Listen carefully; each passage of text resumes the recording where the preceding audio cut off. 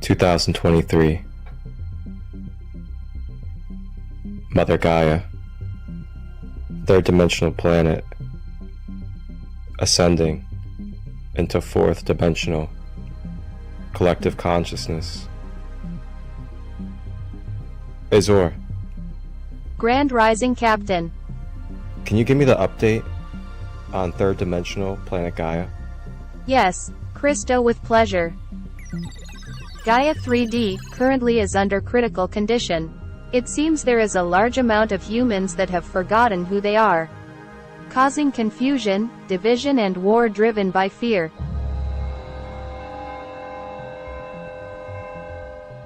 Thank you, Azure. Before we head down to Gaia, can you give me any information about the 3D world, as it's been a while since I've been there? Sure, the 3D Gaia. We will face much resistance from negative polarity beings as a dual plane. Karma and Dharma are in effect. There is free will. It will be wise to protect our energy and hold love. Alright, thank you, Azure. Sounds like we have quite the task at our hands. But that's why we're here, and that's why we've been called upon in the Galactic Federation to go down to planet Gaia, the 3D realm. Alright, Azure, let's get ourselves ready to go. Let's hit the time portal and make sure we land in the present day, Mother Gaia, third dimension.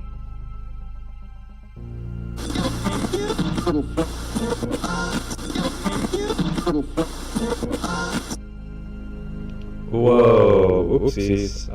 Yeah, not that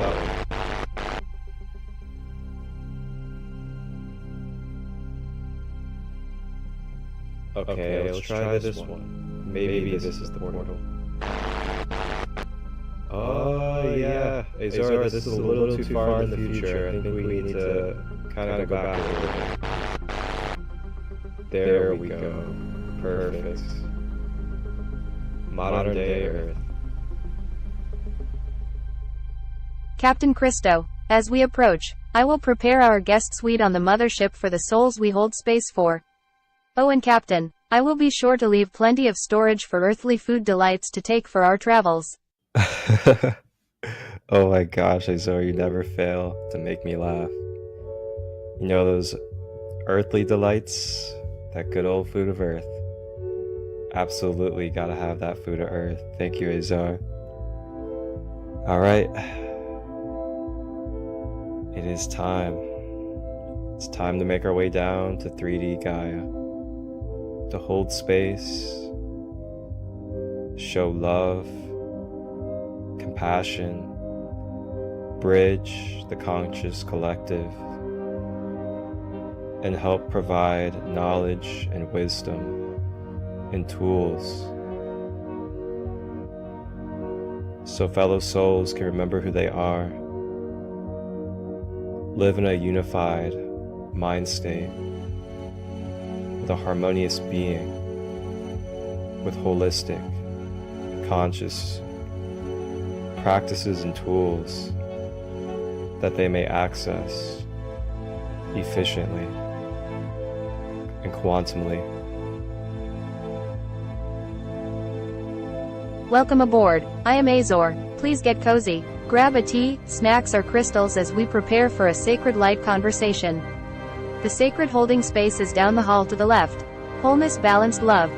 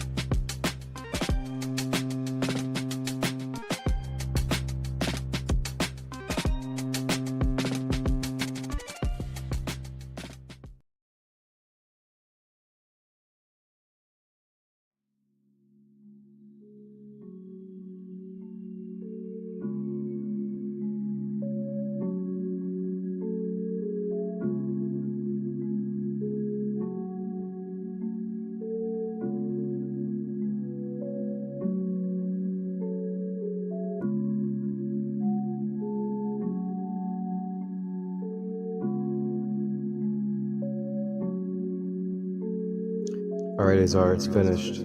I met with their leader. It's time for me to come back to 3D Gaia so I can bring back the peace, the offering. And how is it going down there on the Earth plane? Are they letting up at all? Captain, it appears they have a fleet over 3D Gaia and will not let off until they hear from Blue Star Woman.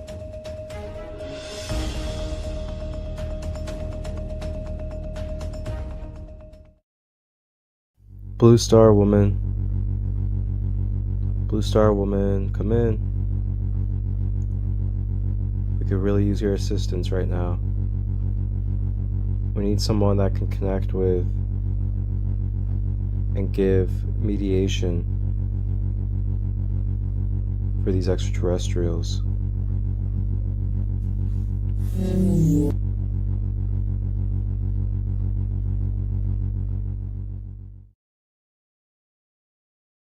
Blue Star Woman Barbara Meister Vitale is an international lecturer, director of the Meta Intelligence Institute and in the leading edge of intuitive management. Barbara is of Celtic bloodline trained by her grandmother. 1986 was made a relative by the Lakota. She is trained in Maori, Aboriginal and star knowledge from Mexico and Peru. She has taught for 20 years with gifted students. Barbara is the author of 3 books, 2 are bestsellers. Unicorns Are Real, Free Flight and Beyond Imagination. Now she joins us for a sacred light conversation to deepen our wisdom and connection with all. Grab your snacks, enjoy.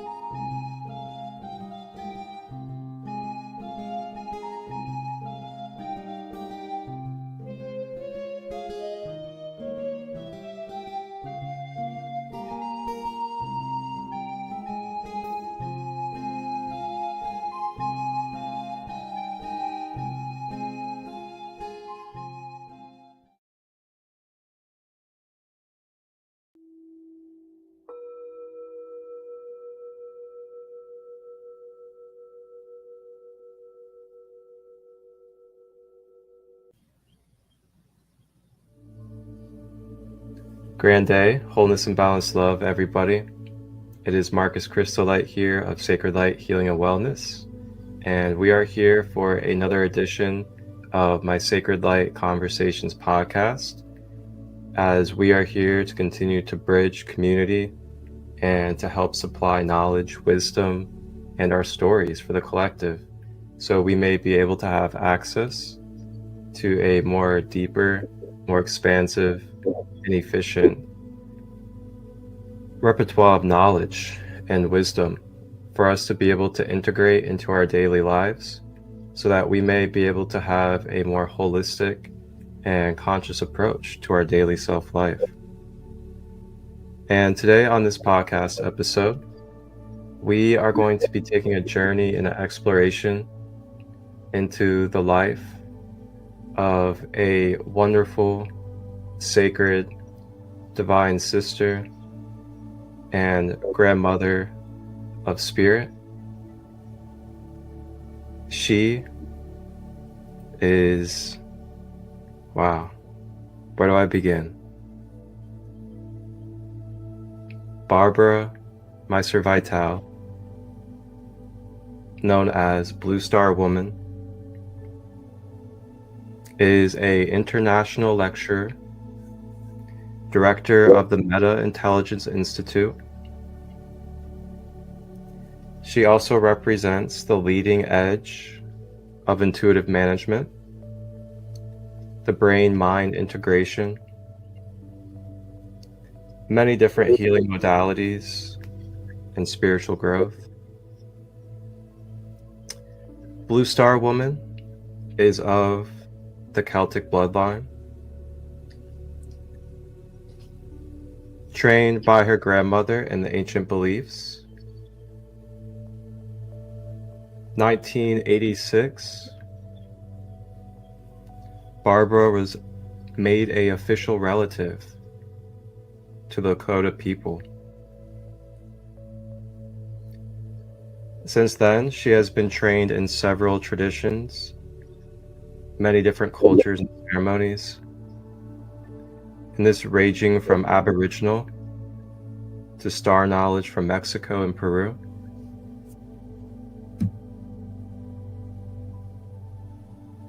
Barbara has been a teacher for 20 years, taught elementary through college, being a teacher to help those with disabilities and other gifted aspects. Barbara is also an author, and not just an author, but an author of 2 best-selling books. One of those being Unicorns Are Real, and the second, Free Flight. Bless you. And she has also been an editor in the book Circle of Life by grandfather James Dubray. And then last, her newest book, Beyond Imagination, is a book and story about the path that she has walked in this human incarnation, dealing with the experiences that she has had to heal and bring restoration to on her journey. We are joined today on this episode of the podcast by the Blue Star Woman, Barbara Meister Vitale. Thank you, Barbara, for joining us, being open to sharing your light, your experiences, and anything else that comes through today. Welcome. Palamia. Wow. What a beautiful way to kick off the week on this podcast. So as we begin, my first question to you is,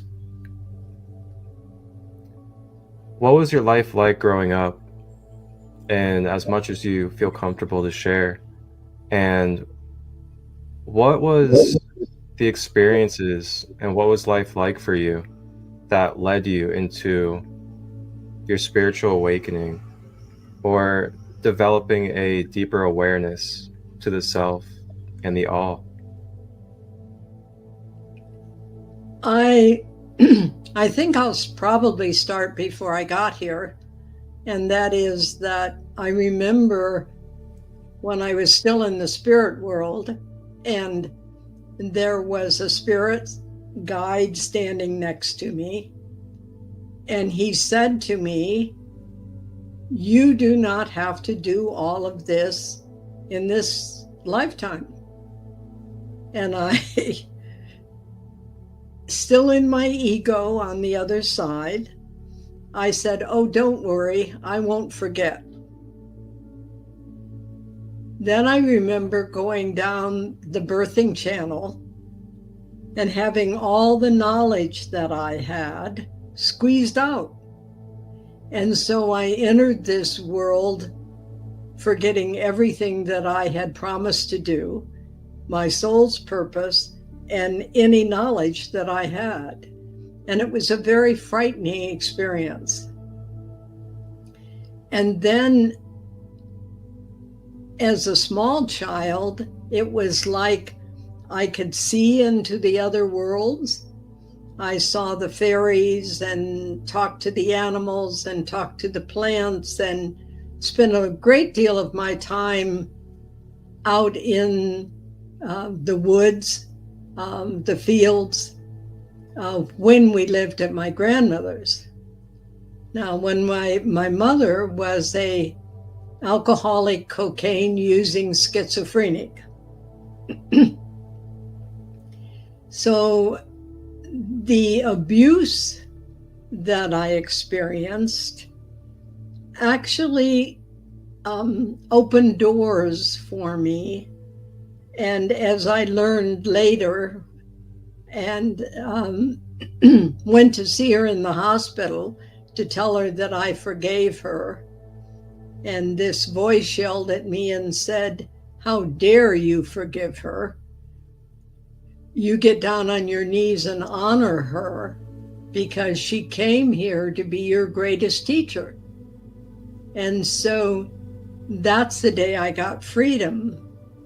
But, when she locked me in closets, I just left and went to other places. It was like seeing into other worlds with her were scary but normal. And so I got both mirrors, my mother, who was abusive, and my grandmother, who was a healer and a practitioner and taught me the Celtic ways. So in those two ways, I moved through that early childhood and never felt any real trauma.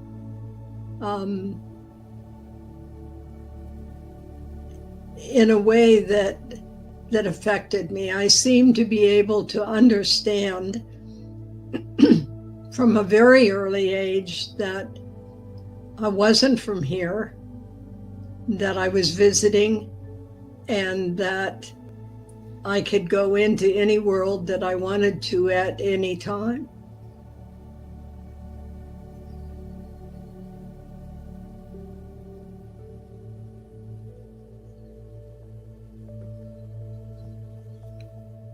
Wow, thank you for sharing that. And yeah, it's really fascinating. We find that we go through what can seem like very negative or very dark experiences. And through those quote unquote negative or dark experiences, we are able to almost access or become more deeply aware of something higher or something, more spiritual or more deeply connected to a higher power of some sort within ourselves during those periods.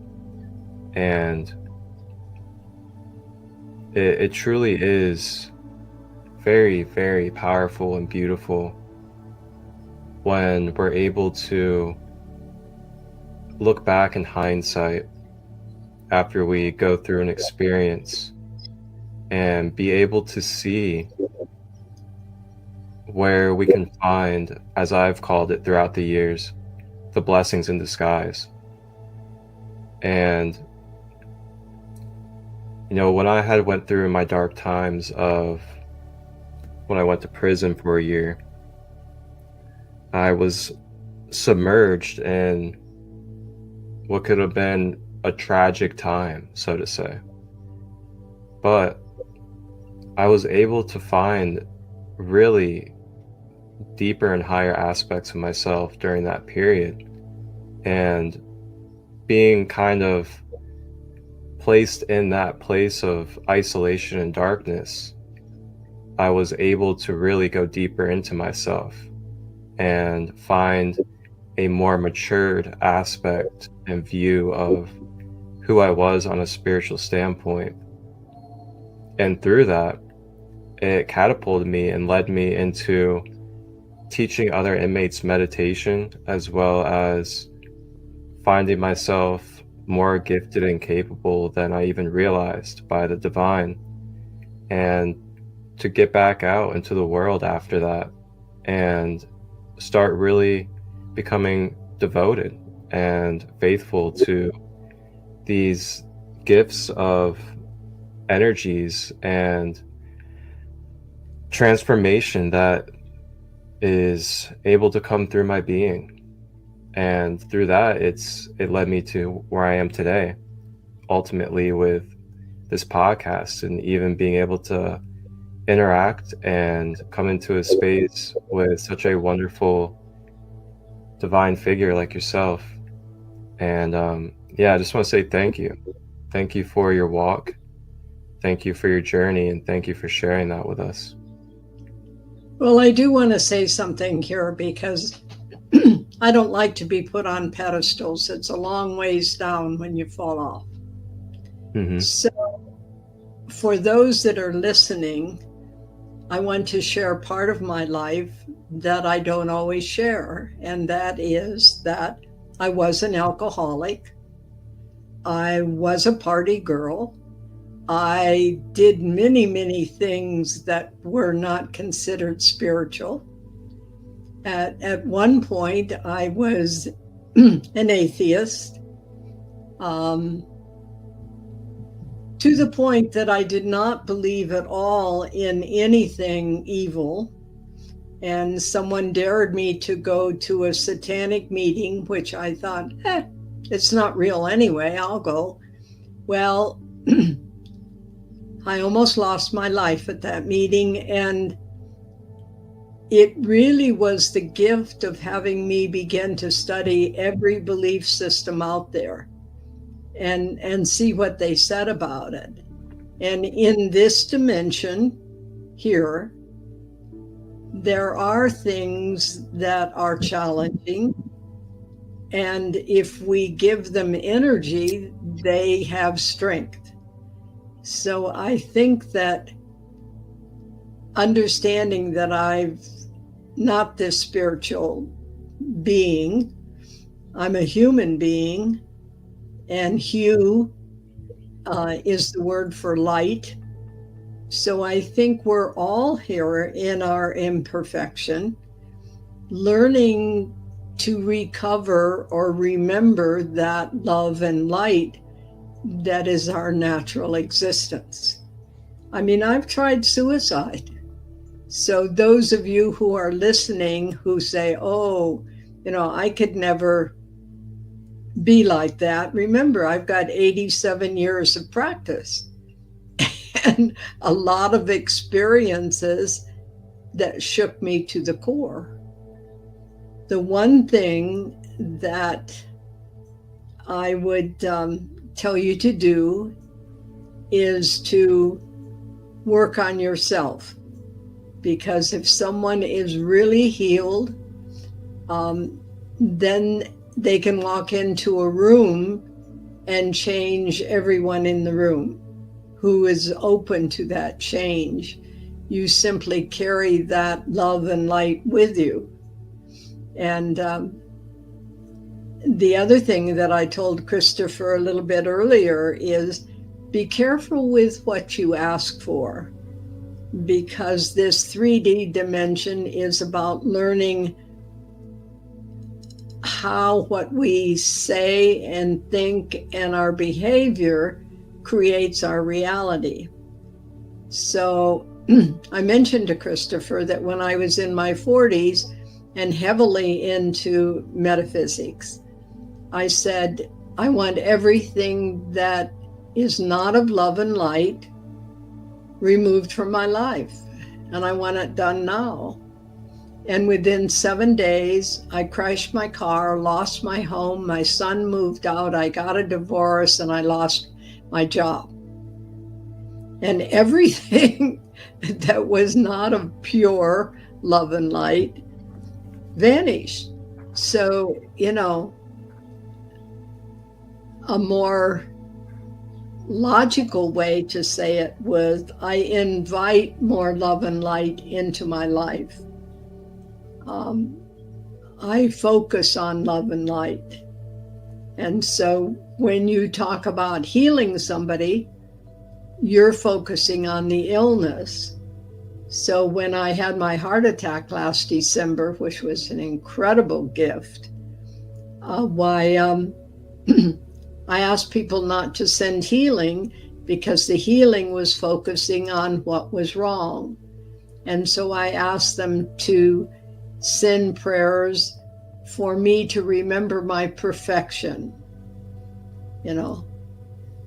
Things like greater things than I do, you can do.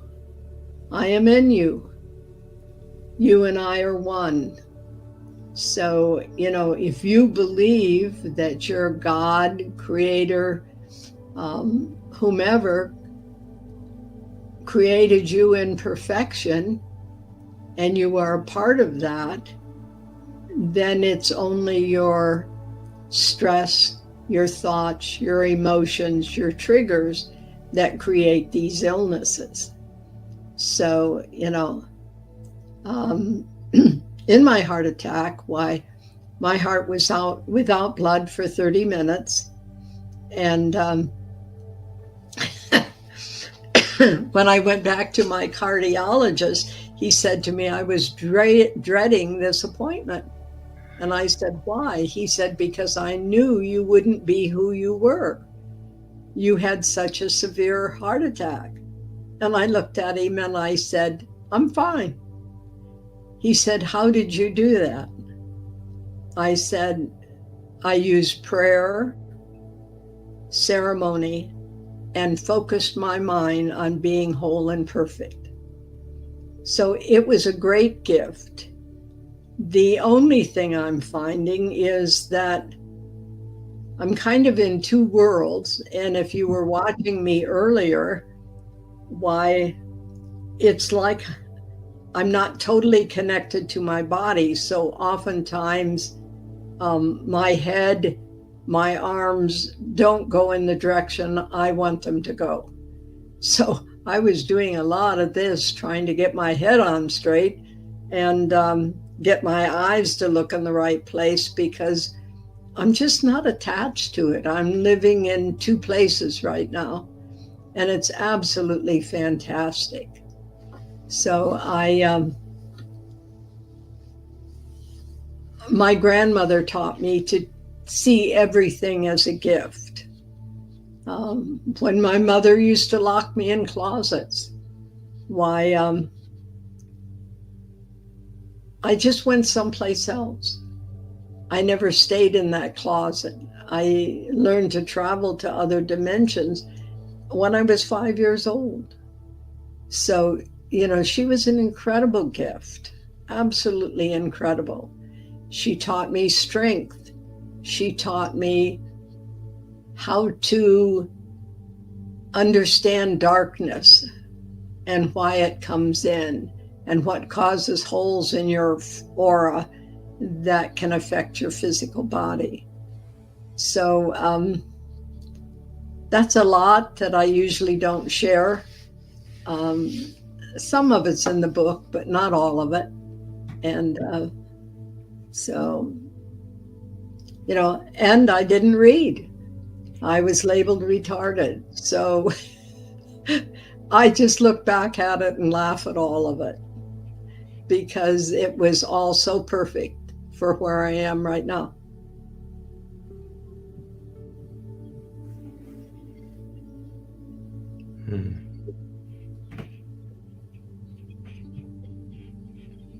Thank you for that again. That's one more thing before you talk. Mm-hmm. I've never had a panic attack. And in order to have real compassion towards people, you really have to experience something. So the home health nurse came in with this mask that goes over my face. And I told her I didn't like it. And when I was 3 months old, my mother tried to smother me and my father stopped her. So I have a little bit of a phobia about anything over my face. So I put that mask on and I went into a full-fledged panic attack, the only one I've had in my life. And let me tell you, I had to call my grandson and apologize to him and say, I will never, ever again say to you, take a deep breath, be calm. It's not real. Because when you are in a panic attack, you're in a panic attack. And there is absolutely no shutting it off until you resolve the issue that's causing the panic attack. And my grandson just laughed. He said, yeah, that's pretty much the way it is. So when you have something happen to you and then you're gifted with an understanding of it, if you came here to show compassion, to have compassion when you haven't experienced it, is challenging, you know. So I've had a lot of those experiences. Mm-hmm. Yeah, it makes it very relatable for us in these human forms when we go through the experiences. So then we develop that wisdom inside of us, and through that wisdom we're able to be vulnerable and be able to hold those spaces and cause those ripples for each other. Mm-hmm. Wow, so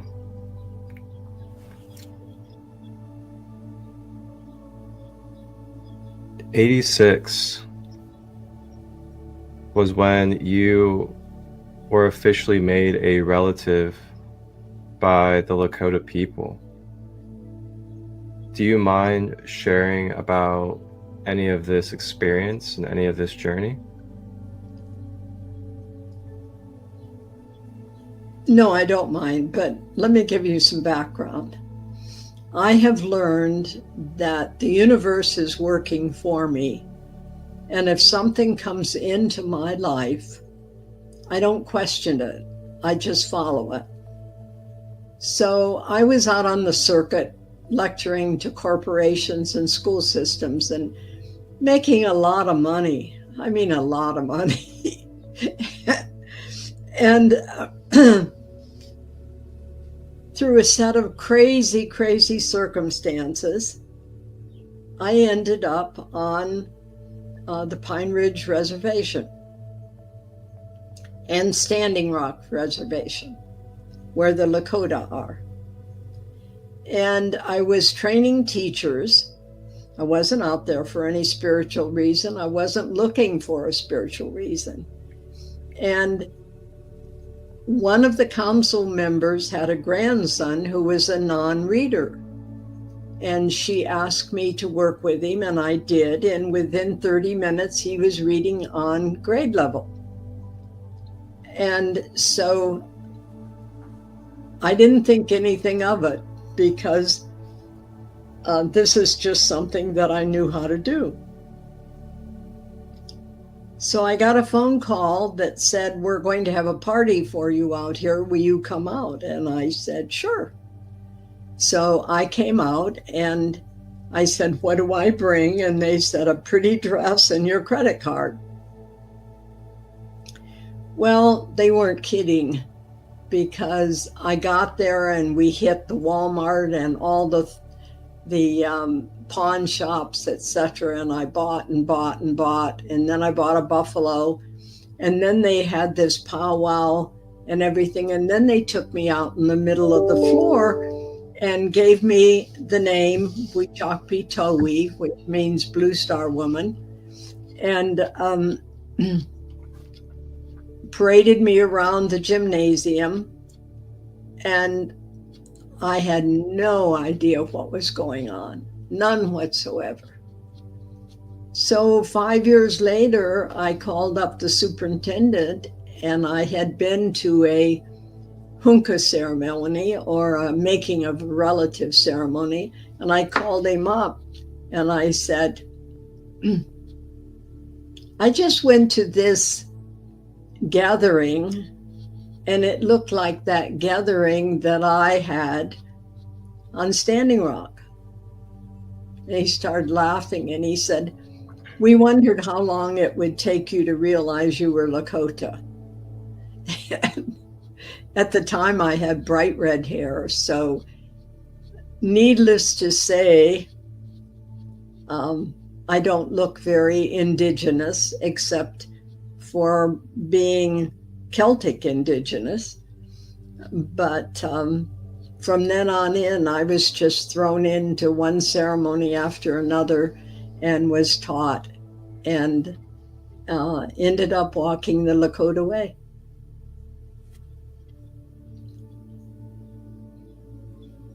Wow. So I just follow whatever appears in front of me. If it feels right, if it touches my heart, if I know it's spirit, why then I just don't question it. I just go with it. And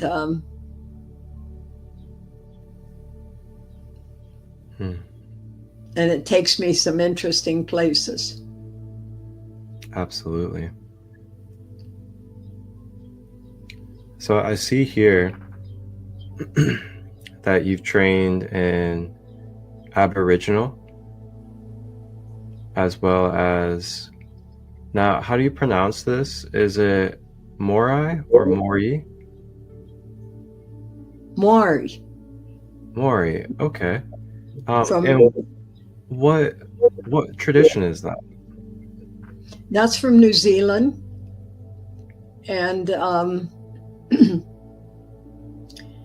my Lakota is stronger than that was, but I worked with an elder by the name of Mackie and another elder by the name of Rose, and learned quite a bit about the energies and the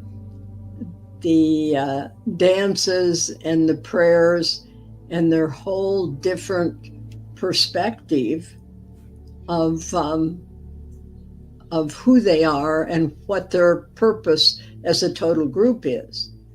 For instance, in Australia, their purpose is to create this dream time, this reality here on Earth.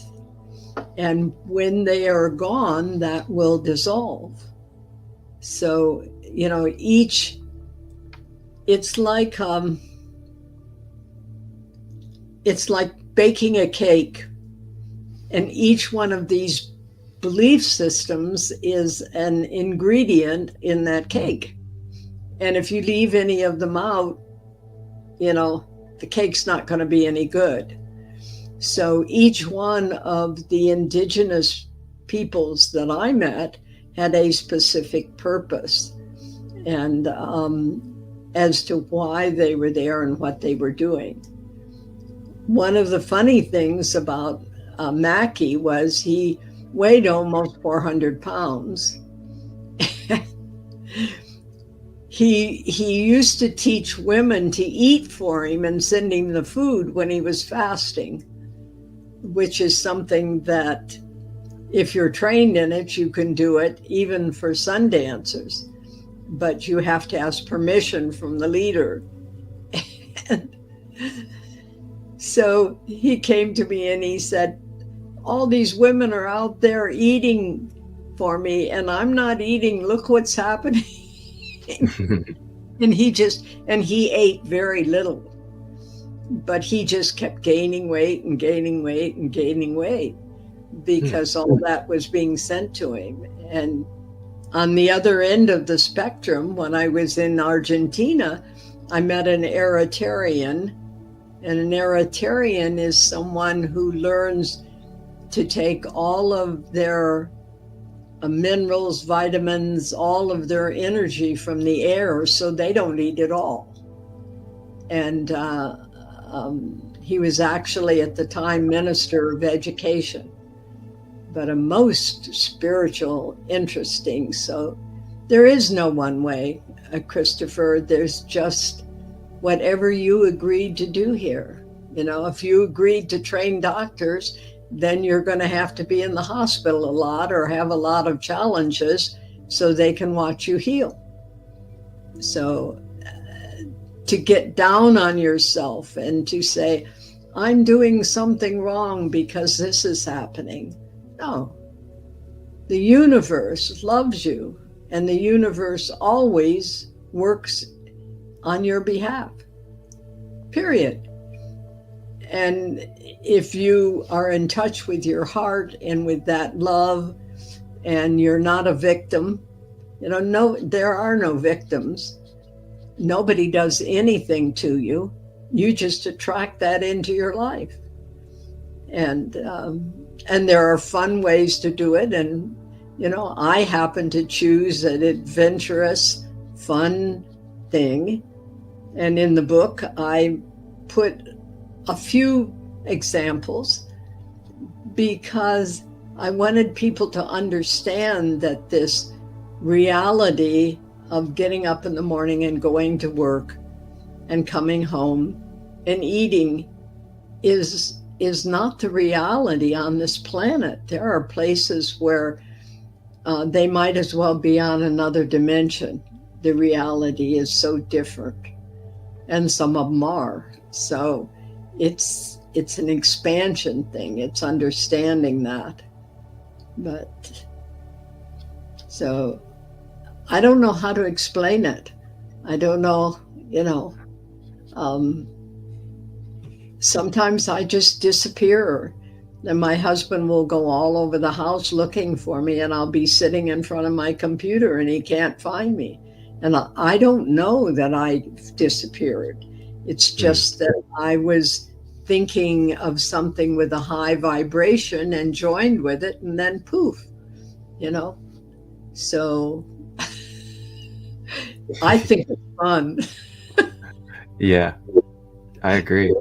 It's just fun. And if you look at it as fun, yeah, there are times when to make it fun is challenging, but if I have a pain, I want to know what's causing that pain. What is the belief system, the genetic trauma? What is it? Because it can't exist without an energy behind it. Yeah.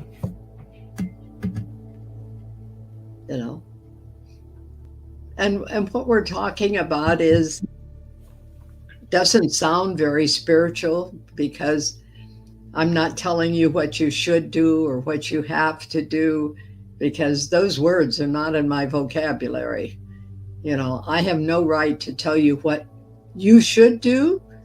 And if you do it and it's not within your purpose, I can take on that karma. No, thank you. I've got enough of my own. I don't need to be going around picking up people's karma. Or you must do it. No. Well said. Well said. Thank you so much for that wisdom. And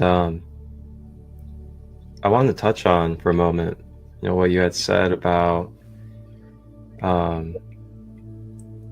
just the experiences that we go through. And the way that I've been looking at it, especially as of late in my most recent years, is I'm able to start seeing the conflicts or the chaos, whatever it is that we would like to label it as, that I experience. I see it as opportunities, and opportunities of, number one, growth, but also opportunity to train myself and practice what it is that I'm wanting to manifest into this world. And it's kind of in alignment with what you said. We ask for certain things and we want to manifest certain things into our reality or to become and embody. But then we also have to realize that with that comes the process of alchemizing or transfiguring into that literal embodiment and vibration field. So when that takes place, if there are certain aspects of our being that have certain resistances, blockages, or other things that are going to keep us from being in that vibrational frequency, then we'll have to be brought to situations of experience that can help mirror, reflect, and help us be able to tap into those aspects, to be able to bring them out to the surface and be able to witness them. And through that witnessing, we're able to go into a conscious state of either release, heal, whatever it is that we may go through in that experience during that time, through our own free will of choice. And I found that the more that I became open to seeing these things as opportunities and gifts to be able to practice the becoming of what it is that I'm wanting to become, it's really brought extraordinary experiences, so to say.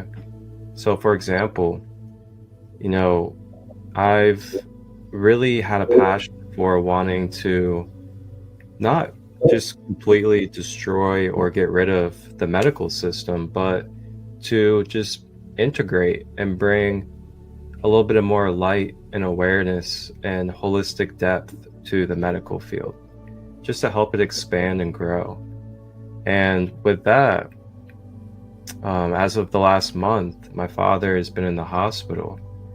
And through that journey that I've been placed on with him, being basically his legal guardian now, taking care of his medical and legal responsibilities, and really having to show up and be present daily, I've really experienced quite a bit about what goes on inside of these hospitals, as well as the type of procedures and not just the mindset, but the depth of awareness that they have when it comes to the holistic and multidimensional reality of our human being.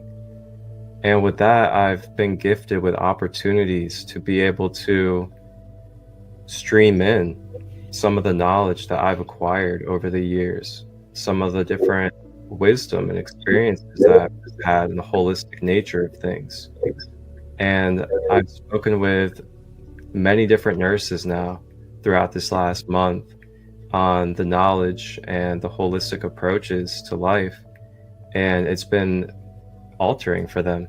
And it's also been altering for me as well, of course, because I'm able to see that what I have coming through me, what I'm a vessel for, is for all. It's for any and all that's available vibrationally to receive. And with that being said, it can be a nurse, it can be a doctor, it can be a homeless guy on the street. And just because somebody has a profession doesn't mean that they know everything possible there is about that profession or the knowledge behind it. And there can always be an opportunity that you may know something that they may not be aware of yet. And when we share that, when we become vulnerable and use our will to want to step outside of that fear, step outside of that feeling of a barrier, oh, I can't share what I know about holistic health because, this guy's a doctor, but when you step through that and you just do it, it's amazing the human connection that you can make beyond the labels and allow spirit to be able to flow. And the next thing you know, they're going home from their job and their day as a doctor and going to research about the reishi mushroom, just like what happened with me the other day. And it's such a beautiful path, and I'm really grateful. I'm grateful for you. I will tell you, on that same line, when I was in the hospital and after the heart attack, because they made me stay for 5 days, I had an absolute ball, first of all. And one night I didn't want many people in there. So they put a note on the curtains saying, check with the desk before you enter. So the nurse comes in and she says,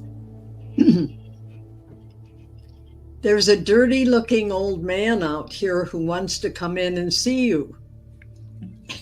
And I said, it was about 9 o'clock at night. And I said, well, what's his name?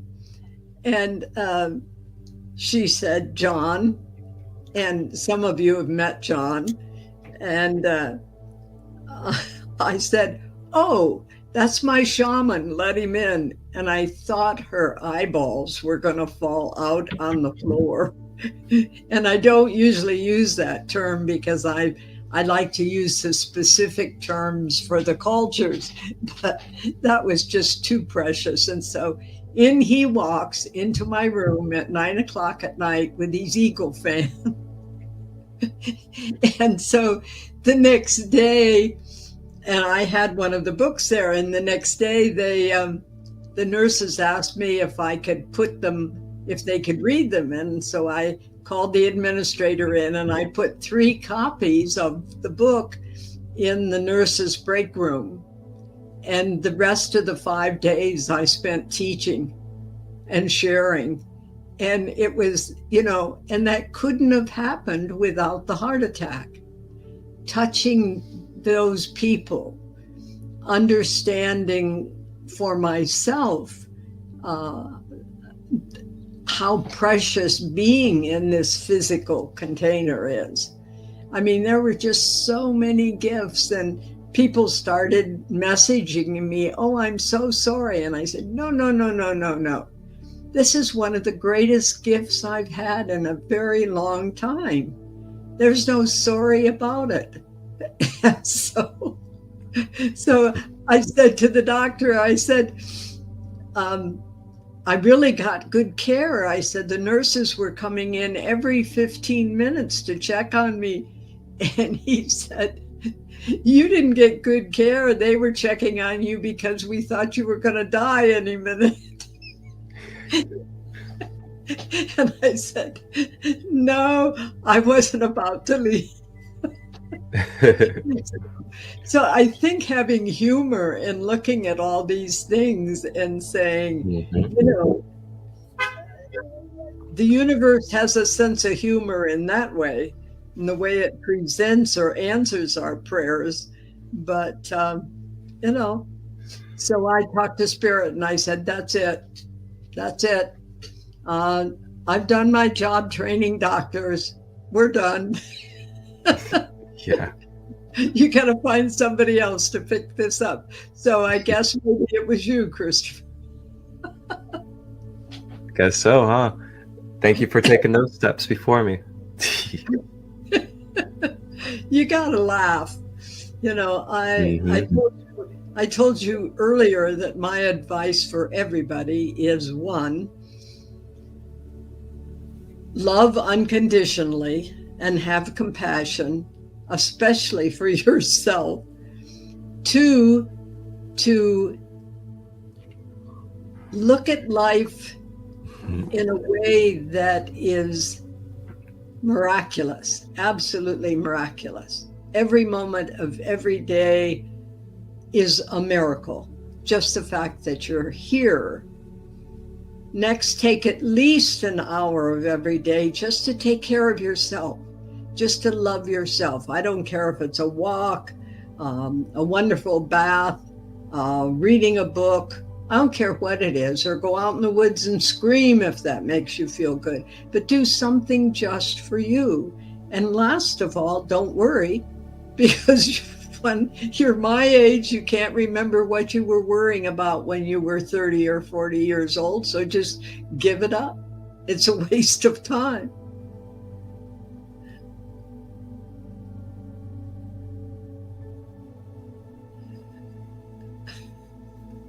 Powerful words right there.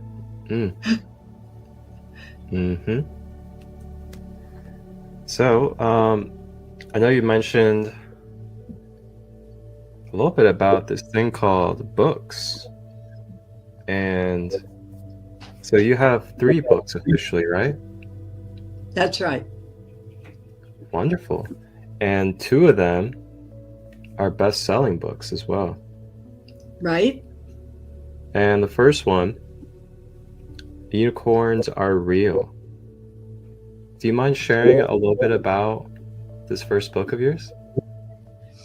Well, early in my career, I taught special education most of the time, but before I taught special education, I had this little boy in my classroom, and he would tell the most fabulous stories. And one day he was telling a story about unicorns. And of course, I was young. I was like 20 years old. And I looked at him when he was all done and I said, "You do realize that unicorns don't exist?" And he looked at me with his big eyes and tears started rolling down his cheeks. And he said, "Yes, they do. Unicorns are real." So that's how the book got its title, was from this little boy.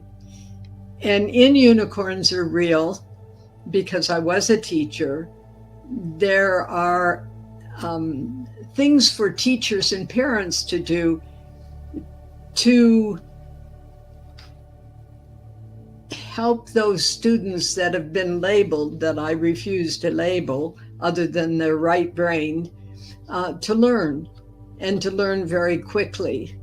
And a lot of the indigenous people learn in different ways, and it's all about how your brain is organized. And so that's what Unicorns Are Real are about. Free Flight, I found that most of their parents had the same challenges that the children did. So I wrote exercises for their parents to do on organization and getting things done and balancing the checkbook, which of course now you just do it with an app. But at the time, we actually had checkbooks and had to balance them. And then Grandpa asked me to come out to the reservation, and for 2 weeks we taped him, and then he told me to edit it and put it into a book, and not to mention any gossip or anybody's names except the ones he gave permission for.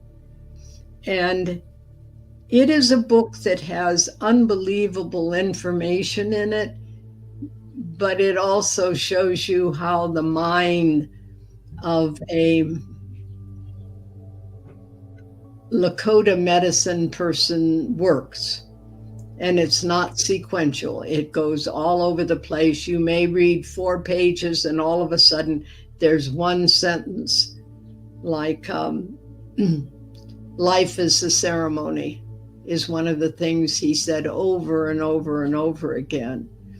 And he said, you can go to all the ceremonies you want, but if you don't live your life like a ceremony, you don't understand. And so, and then of course, the newest book, which is my experiences with everything from space beings to other realities, etc. And that's just to allow people to see that there is other realities out there. And of course, the first chapter is about my healing myself, because if you don't know my perspective, you really can't understand the rest of the book. For instance, do you see that fairy garden in the background there? My office is full of fairies and dragons and pain. Yeah. But this is my happy place. I love connecting with fairy energy and guardian dragon energy. Man, especially the fairies. The fairies love to play. Like they'll grab some of your objects and they'll move it around a little bit, and then you'll be looking for it, and then you'll find it like under your bed or something. You'll be like, oh, how'd that get there? And the little fairies are just playing around. Gosh, I love them. So let's see here. Where was I? What was I about to touch on here? Oh yeah, I was going to ask you. So I see here that you have training in star knowledge from Mexico and Peru. So what have you really learned the most, and what has really connected for you through learning and being trained through the star knowledge?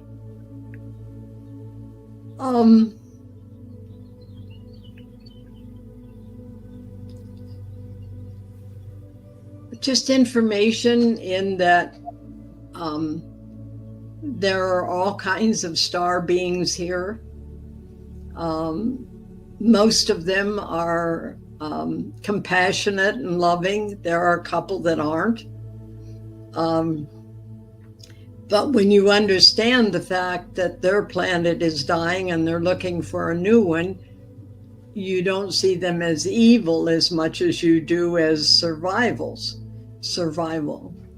I learned a lot about the galactic councils. I learned a lot about how to contact the different star nations.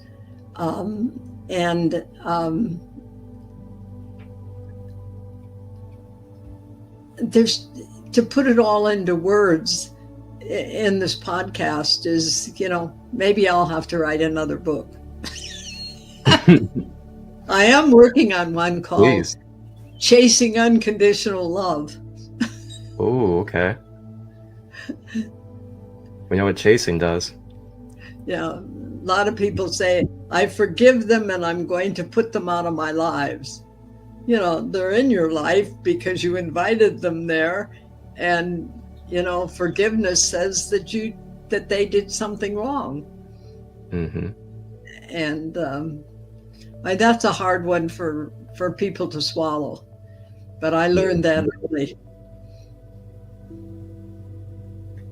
Yeah, that's an interesting topic in itself, but I've never really been the one to just kind of be like, oh, this person was related to me in this way, but now things are changing, so now I need to block you out of my life completely. I just never really been that way. I always see it as like, hey, things change, things transition.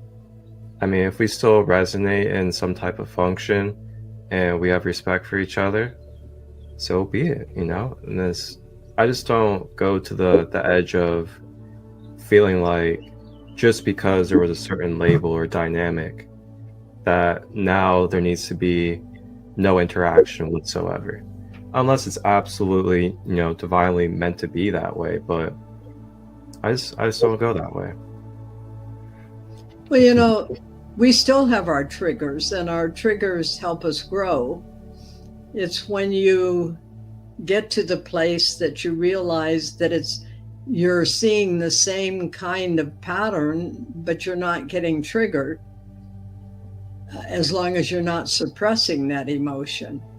But when you get to the place that you didn't even notice that it happened, then you've healed that aspect of yourself.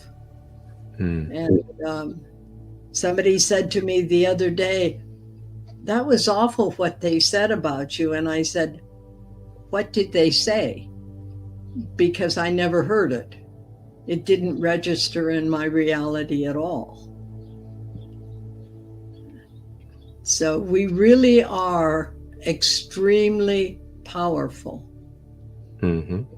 And each one of us create our own reality with the help of all the other beings, our ancestors, the angels, the spirits, whatever. We're all one. And when you realize that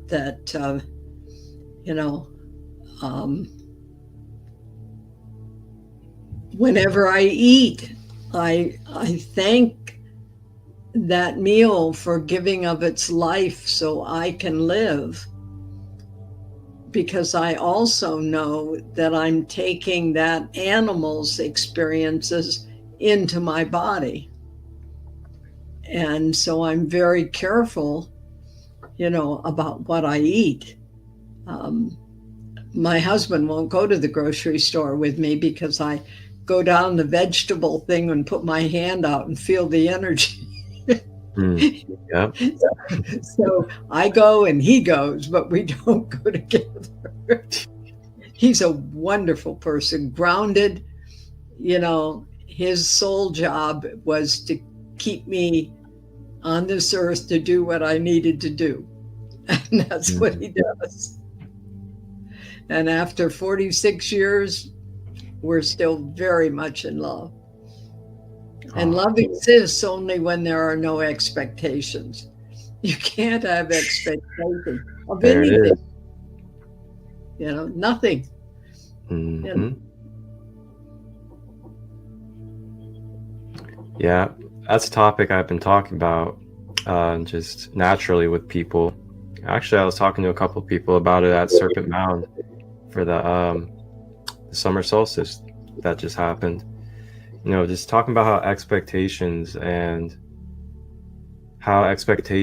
can be a really big catalyst and cause to the effect of, things such as anger, resentment, frustration, being short-wired, and all these different things can definitely become pretty prevalent when we have a lot of expectations.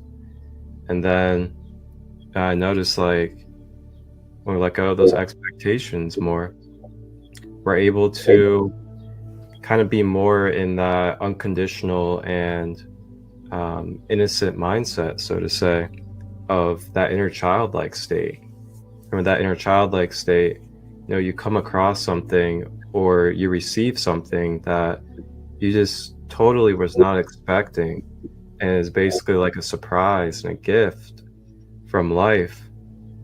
And then you just have more of that, that natural awe and that sensual connection through your senses with the bliss of the divine, and being able to be gifted in the moment of being present and having all this abundance of experience. And yeah, that's what it's really about. Yeah, that's absolutely true. We don't even eat the same food. He cooks his supper, I cook my supper. We have,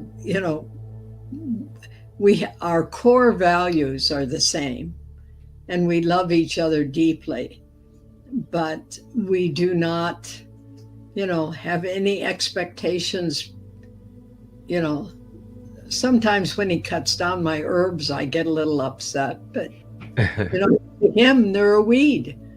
To me, they're a medicine. So,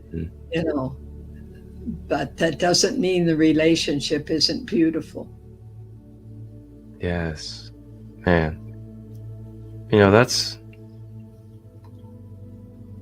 just such a powerful thing in itself, when we can truly and unconditionally accept each other, and be able to also know that, you are uniquely and authentically who you are in your DNA and who you are in this vessel. And, I am uniquely experiencing as this vessel and these traits.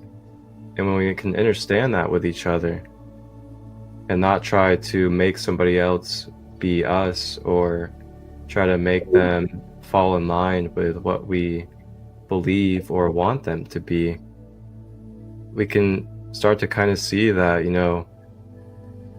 there are specific ways, there are specific translations and avenues for each of us to be able to fully connect and be able to experience this life with the way that we are made.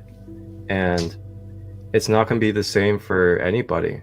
There's going to be small to perhaps big traits that each of us will carry when it comes to our unique blueprint. And through that, and this is where things like, our astrology and other things come in, is there are just certain things that are going to resonate better for the way our being is constructed.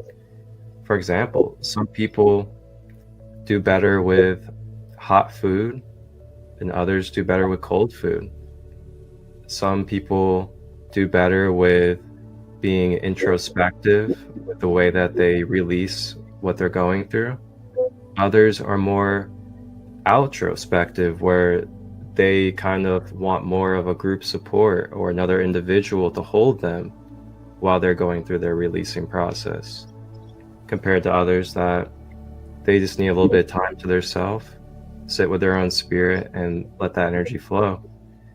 And when we can really just honor and love each other for what it is that we uniquely need for our own self when it comes to our well-being, our balance, and our journey, it makes it a lot of fun, and it makes it very open and really unconditional.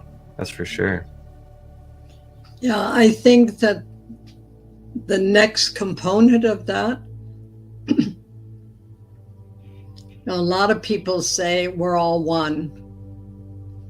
And so, but when you love yourself, since you are the universe, since you are every person on this planet, then you love everything, you know.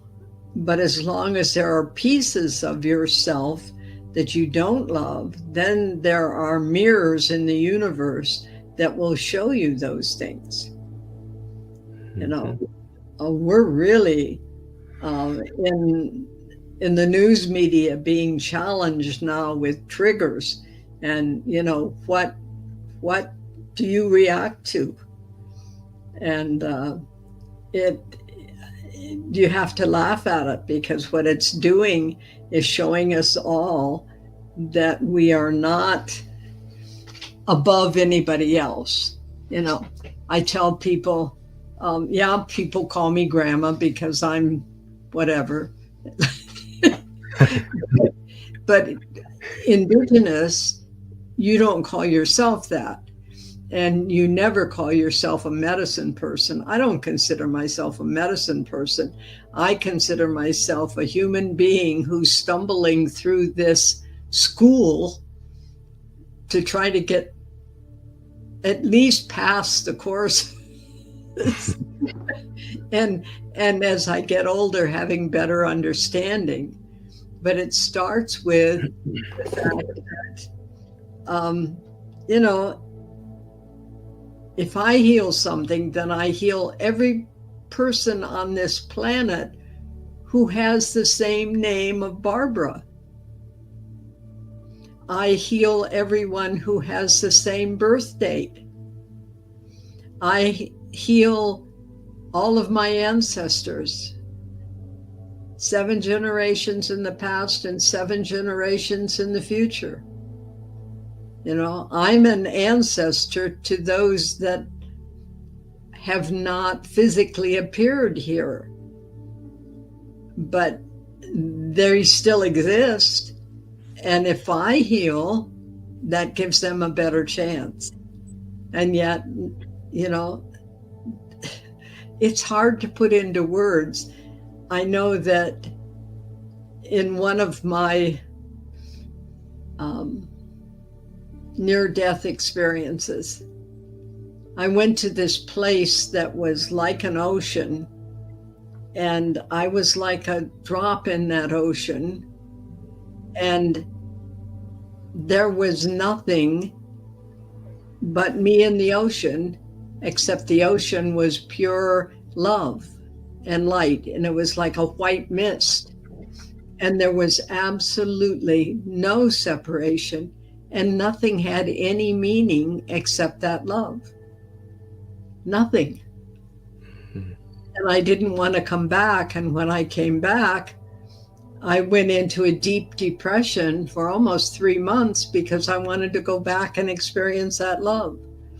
And now the rest of my life has been about learning how to experience that love without leaving the 3D dimension. But there is no separation. That's the biggest lie out there. Mm-hmm. You know, you and I are one. We may be different expressions or different colors, but you know, it's just amazing. Just pure joy.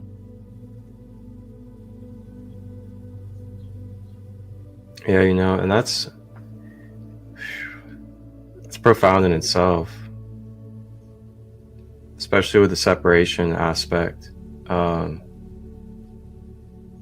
not going to get too deep and touch into this too much, because I don't really want to go into like a tangent about religion, but it's just interesting, the observation of when we think that we're separate from the creator, compared to seeing it all as one.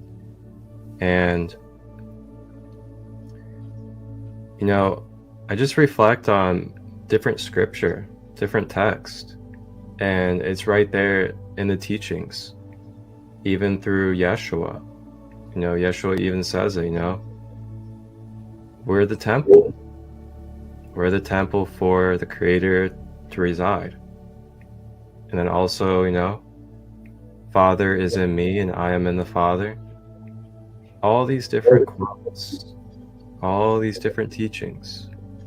And we see it from many different ascended masters, other figures and beings that have walked in this earth plane.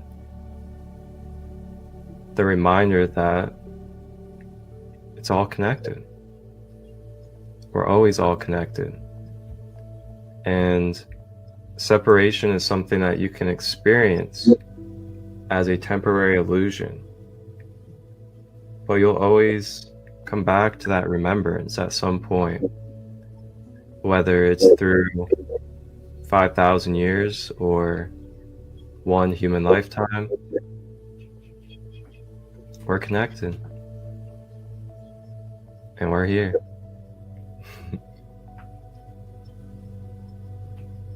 Mm-hmm.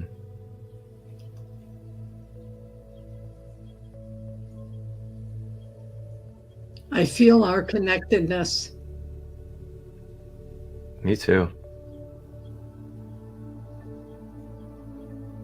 It's been a beautiful podcast. I've had tears in the back of my eyes quite a bit.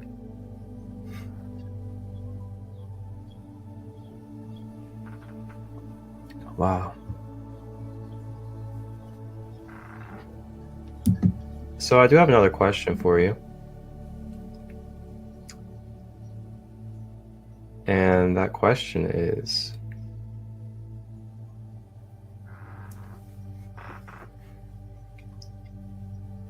you're the director of the Meta Intelligence Institute. What is the Meta Intelligence Institute and how did you come across this? Well, I have self-published a lot of my own books. I don't publish anybody else's. And I also do some certifications, but very small, and I don't advertise them. And you need a tax name. So you put all that together.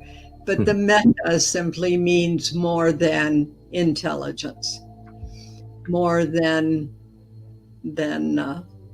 what we think we are. But I started that back in 1980. So. Wow, wonderful. And have you been doing teachings through it?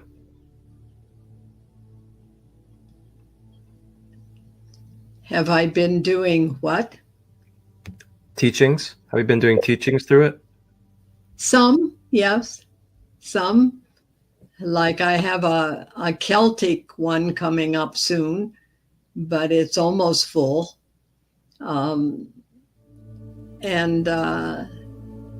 It just depends. Right now, I'm just branching out into podcasts and things. And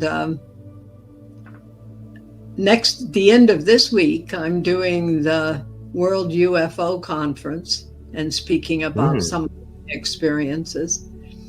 But my belief systems come from experience. Yeah. If I experience something, then I've created it and I believe it. And then you get to be my age and it's like a puzzle that falls apart. And you have a whole new reality to believe in. So, like I said, you're seeing a side of me that I usually don't show. I'm usually very serious. And my head usually is on straight. And today it's just all over the place. But that's all right. It may not be me sitting here. It may be an AI. Yep. that just doesn't have it right yet. But for me, sense of humor is a great thing to have, because I know all the way through beyond imagination, I laugh at things that are happening because they are so off the wall and so out of my, that I just have to laugh because, I'm not going to go to fear. Fear creates a lot of the challenges that we have, especially dis-eases. And,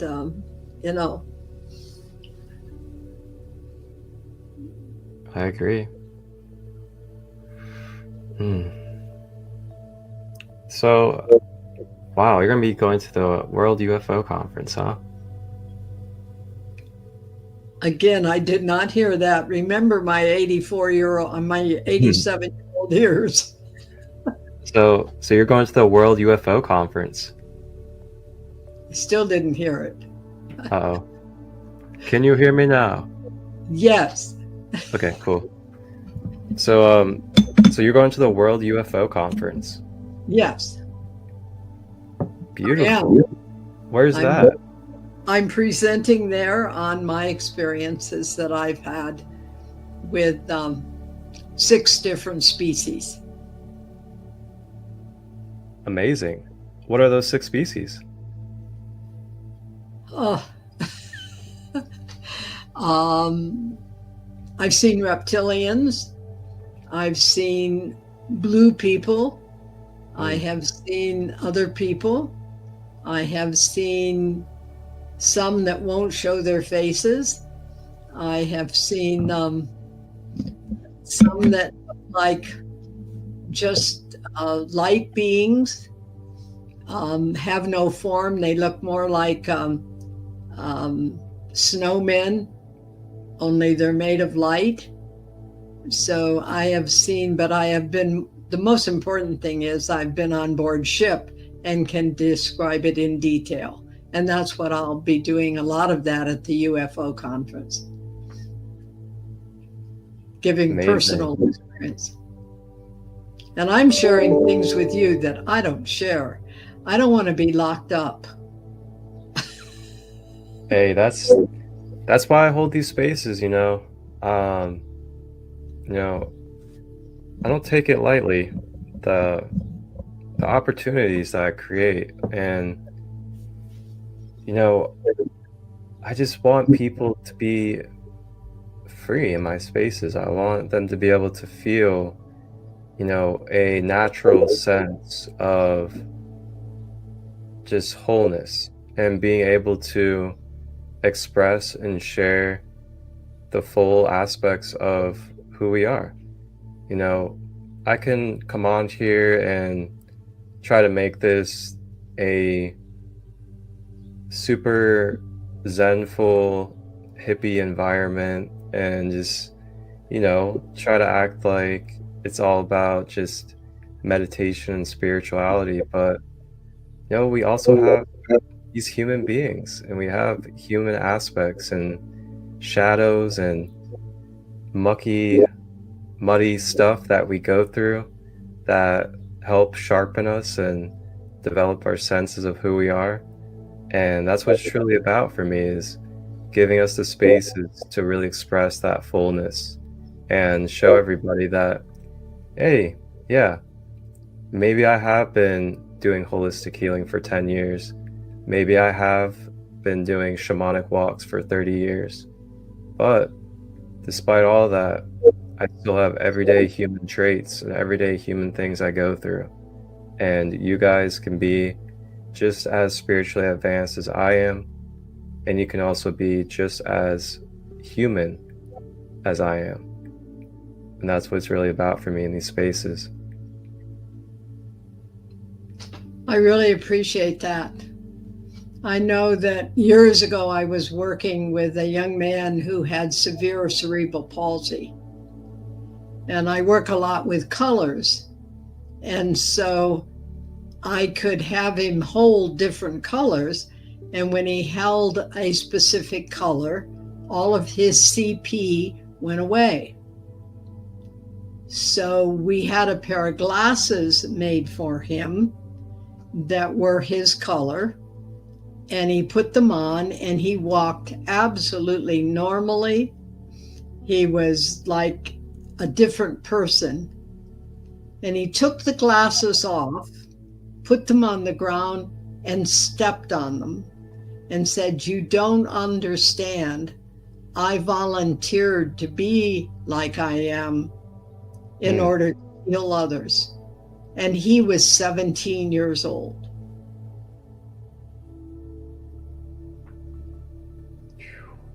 Wow. So to go around fixing everybody because you think they're not normal, you might want to think that. I never touch anyone unless I say to them, "Do you really want this? Are you willing to accept the responsibility of the changes this is going to make in your life?" And I had one person say to me, "No, because if you heal me, I will lose my Social Security disability and have no way to support myself." So, you know,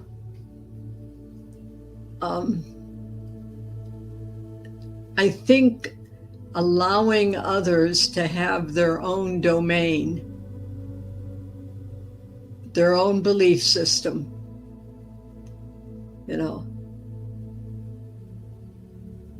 is the greatest protection for most people. You know, because energy's energy. And if you take it away from one person, it has to go someplace, and sometimes it goes in you. Mm-hmm. Yep. So stay out of your egos. Eliminate the words try, want. Want keeps it out into the future all the time. The word should, the word must. Remember, there are no victims. And don't worry, because you'll forget. And love yourself first. You know, and keep your sense of humor. If you can't laugh at yourself, what are you going to laugh at? Definitely. That's for sure.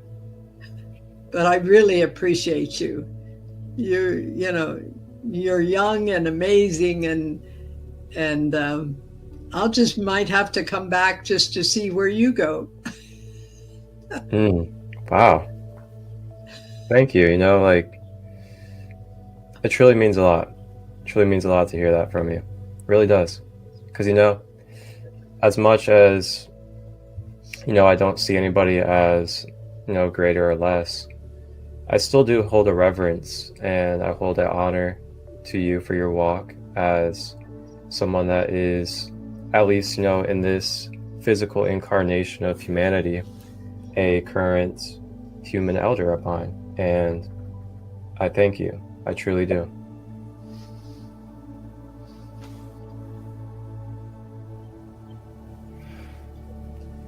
And I also wanted to share a little bit too, because I know you were talking about some of your extraterrestrial experiences. I've had quite a bit too. I've had a handful, and I've had a couple with draconian beings, and I've also had a couple with the archangels, and then I've also, so this was interesting. I was receiving a Reiki session in 2015. Yeah, it was 2015. And as I was receiving the Reiki session, I was laying down, I had my eyes closed, and then I haven't been the most clairvoyant through the years. It was more of like feeling and hearing and stuff like that. So what came through my mind's eye when I was receiving the Reiki was basically this standing lion humanoid, and it was a Lyran soul. And when it came to me, it had this like telepathic shift that took place. And after that interaction had happened, I then had started coming into this remembrance of my soul lineage, or my origin, so to say. And ever since, I had this really big activation in my DNA and in my consciousness of being directly connected with Lyra and feline Lyran humanoids. So I've definitely had my experiences as well. And yeah, the blue Syrian, you've seen like the blue Syrian people, the blue bird beings, the blue avians. Yeah. Your voice has gone away again. Oh, again. Of course. Yep. Well, with that being said, is there anything else that you feel called to sharing before we close out today? Not really. I really appreciate those people who have enjoyed the books.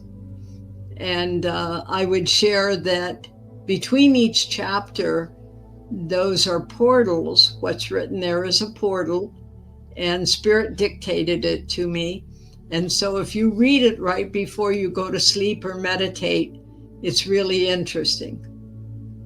And so, although they were my experiences, I did not write the book. It just kind of wrote itself. And so a lot of the sentences and things came directly from Spirit. The energies in the chapter about South Dakota, every word is carrying the same energy as South Dakota ceremonies. And when I moved to Australia, then those energies changed, and all the energies in the chapter from Australia vibrate with the land of Australia. So it is to be aware of that. I think if you read it, it makes a lot more sense. And I'll just leave it to you. And it may not be for you, and it may be for you. Thank you. And I will make sure for everybody out there that would like to read any of her books, I will have them posted down below in the description for you guys to be able to access through a direct link, so you guys can check it out if you would like. And as we close out, Grandmother Barbara, are there any services or anything that people can connect with you and reach out for? Yeah, come to Serpent Mound in September. Mm-hmm. I'll be there in September. I didn't make it this last weekend, but I'll be there in September. And I'm very open and willing to talk to people at that time. So, and, you know, you can send me a Facebook message to be a friend. Just be sure that you also send a message telling me who you are, because I'll check you out. And if you haven't posted in a long time, you probably won't get a request, because I've been hacked a couple times, so I'm very leery on Facebook. So if you have a lot of friends that I also have, yes. You know, if they're your friend, then I know that you're very trusting. But, Thank you. that would be it. But yeah, I don't have the time to answer all the emails, etc. But yeah, they can also go to my webpage and send me a message there. Wonderful. I will post your website down below in the description as well for people. Okay. And yeah, thank you again. Thank you so much for being willing to take this step in your first podcast and allow it to be with myself. It's a great honor. And I look forward to the continuous adventures that we have as we continue to explore, remember, and uplift each other into these beautiful remembrances of who we are as one. Yeah. One thing to remember is if you came on here to listen to a very wise elder, what she's telling you is that you hold the wisdom. I'm just a human.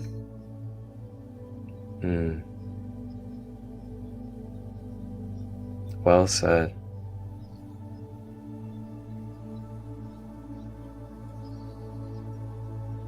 With that being said, I now close out this space, give honor and gratitude for all involved on every plane. Grateful for the mother and father, the balance.